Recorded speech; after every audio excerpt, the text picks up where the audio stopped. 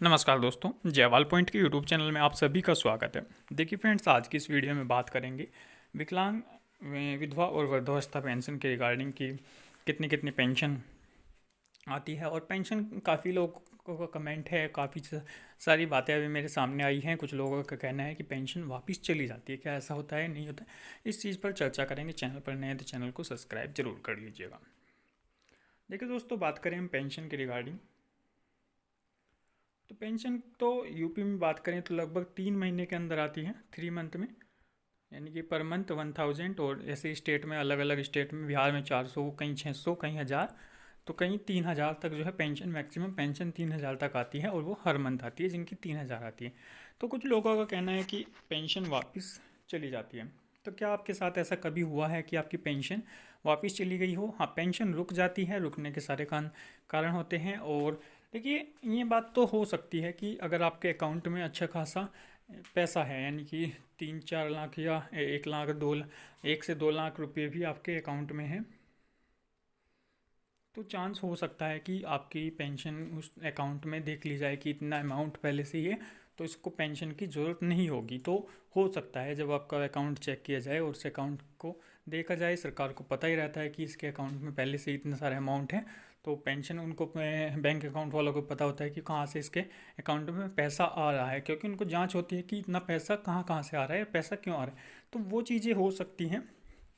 तो इसलिए आपको अपना पेंशन का जो अकाउंट है वो एक अलग अकाउंट रखना चाहिए, सेपरेट, जिसमें आपको पता चल सके। जो कि आप, काफ़ी सारे लोग ट्रांजेक्शन करते होंगे एक दूसरे से, लेन देन फ़ोनपे के माध्यम से, यूपीआई के माध्यम से जो लोग करते होंगे, तो उनको कई बार पता भी ना चलता हो। तो इसलिए ज़्यादा ट्रांजेक्शन वाला अकाउंट भी आप ना रखें, क्योंकि फिर पेंशन को कटने के और पेंशन रुकने के चांसेस हो सकते हैं। तो इसलिए एक ऐसा अकाउंट रखें आप, जो पेंशन आए आपकी, और पेंशन या फिर जिसमें भी आपकी पेंशन आ रही है, तो आप दूसरा अकाउंट खुलवा करके ज़्यादा अमाउंट वाला दूसरे उसमें रख सकते हैं। ठीक है दोस्तों। हाँ, हालांकि कुछ लोगों का कहना है कि पेंशन आते ही तुरंत निकलवानी लेनी चाहिए, लेकिन निकलवाते तो हैं। ऐसा मुझे अब लग रहा है कि जिस तरीके से मैं लगातार व्हाट्सअप पे मैसेज पढ़ता था, पेंशन कब आएगी, पेंशन कब आएगी, कि लोग इतने उतावले क्यों रहते हैं पेंशन के लिए।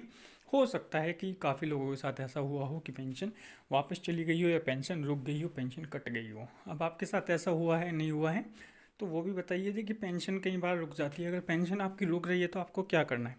आपको जाना है आपके विकास भवन, जो कि आपकी डिस्ट्रिक्ट में, आपके ज़िले में पड़ता है विकास भवन। आपको उस विकास भवन में जाना है। वहाँ पर आपको एक कमरा मिलेगा दिव्यांग सशक्तिकरण का, दिव्यांगजनों का, जो कि पेंशन के बारे में आपकी पूरी जांच करते हैं और सुनते हैं। वहीं से आपकी पेंशन बनती है, वहीं पर सारे डॉक्यूमेंट आपके जमा होते हैं। उन लोगों के पास आप अपना आधार कार्ड लेकर के जाएँ, क्योंकि दोस्तों अब सब कुछ आधार कार्ड से अटैच है।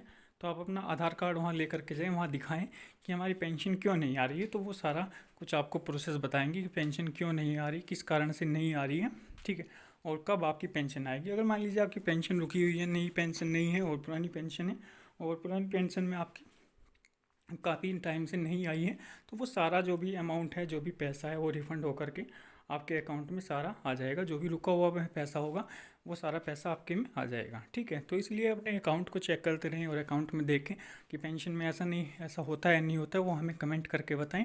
बाकी अलग अलग स्टेट की अलग पेंशन होती है, और पेंशन रुक जाती है तो वो मैंने आपको बता ही दिया है कि आप लोगों को कहाँ जाना है, विकास भवन आपको जाना है।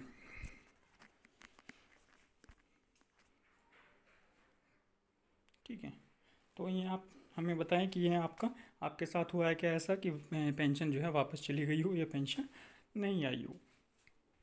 ठीक है दोस्तों, बाकी कोई इन्फॉर्मेशन होगी तो इस चैनल के माध्यम से आप लोगों को बता दी जाएगी। जितने भी विकलांग लोग हैं, कोई विधवा महिलाएं हैं या वृद्धावस्था है, पेंशन सभी की आती हैं, और अलग अलग स्टेट की अलग अलग आती हैं।